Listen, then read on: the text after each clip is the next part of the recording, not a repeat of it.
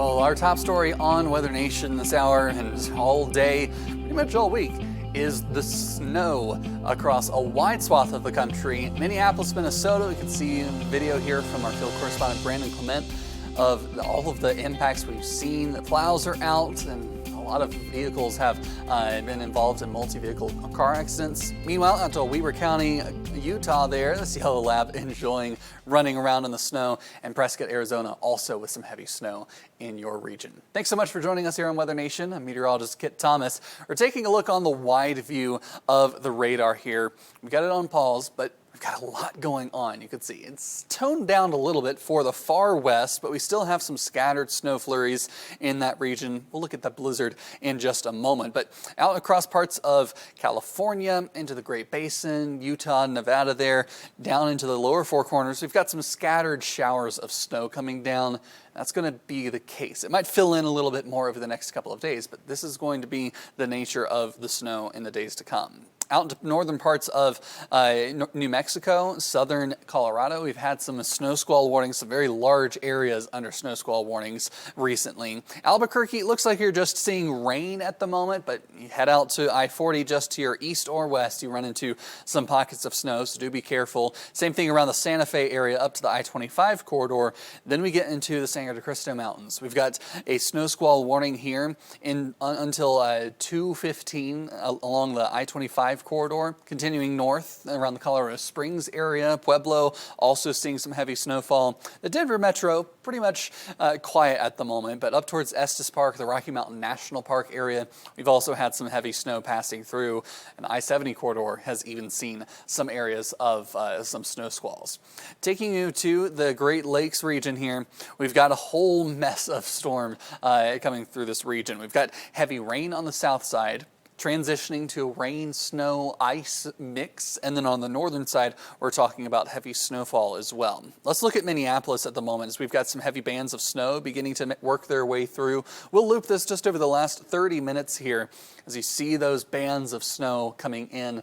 We're going to see very heavy snowfall rates in this region coming in fairly quickly as well. Let's take a look from the local radar site and look at the snow rates coming in this area. It's not showing up very well, but some of the bands upwards of that 1 to 3 inch range and over the course of 3 hours out there towards the River Falls, maybe a ½ inch per hour for your region there. So, of course, we'll still see the heavy snow continuing around this region over the next couple of days, in fact. Thursday midday is really when we start to see the snow tapering off for this region.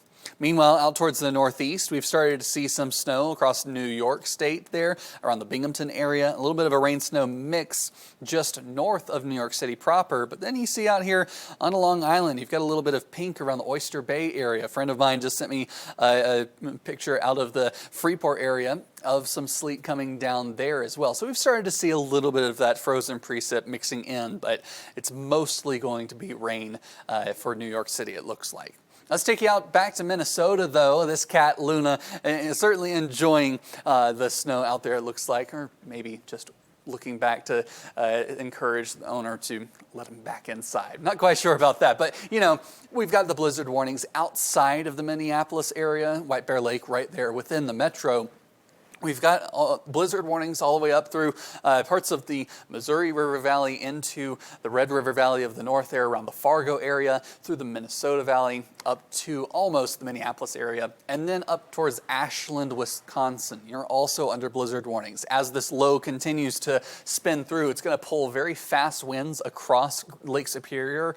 Whenever we have the winds over the Great Lakes, they actually accelerate because there's so much less friction there. So we're going to have blizzard-like conditions there into the shores of northern Wisconsin. Like I said, around the Ashland area, but also Wilmar, Mankato, Fairmont there in southern parts of Minnesota, Fergus far as up to Fargo, the Jamestown area, Mitchell, South Dakota, the Corn Palace there. You're going to be seeing some blizzard-like conditions. Might not be able to see the Corn Palace. Sisseton, we're talking about 12 to 15 inches of additional snowfall on top of what we've already seen this week. The past couple of days, we've had a couple of clipper systems running through, and you may have noticed that some of the numbers for the forecast have been dropping. That's because we've already had some of the snow coming down. So we're still just piling it up. Still going to see major impacts around the Minneapolis to Eau Claire area. area out to Wausau, Rice Lake, and Marshall right there along the Minnesota River.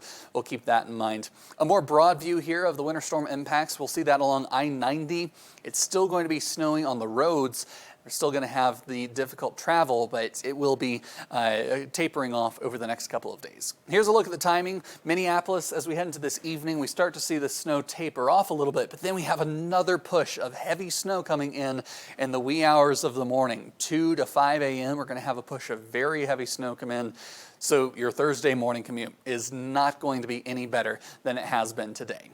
Let's take you out to the northeast, though, because we've got some of these winter alerts extending all the way out to places like Pennsylvania. State College, we've seen some snow earlier today in your region, though you aren't under any of the alerts at the moment. We are still seeing some potential for heavy snow moving through parts of the northeast. Look at the impacts across this area. This is the ice impacts. We could see some heavy ice accumulation anywhere from the Cedar Rapids area through Rockford, Milwaukee, Madison, through the Grand Rapids area even, and then on into parts of New England. We've got ice storm warnings out for Cedar Falls, the Waterloo area, Cedar Rapids, Rockford, as I mentioned, Kenosha, south of Madison and Milwaukee there. But Kalamazoo, Lansing, just north of Detroit, you're all going to see some very heavy ice falling. The Barron model shows up with very heavy ice into southern Michigan as well.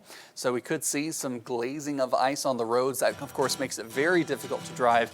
It only takes less than 1/10 of an inch of ice on the roadway to cause issues and make it very slick and slippery.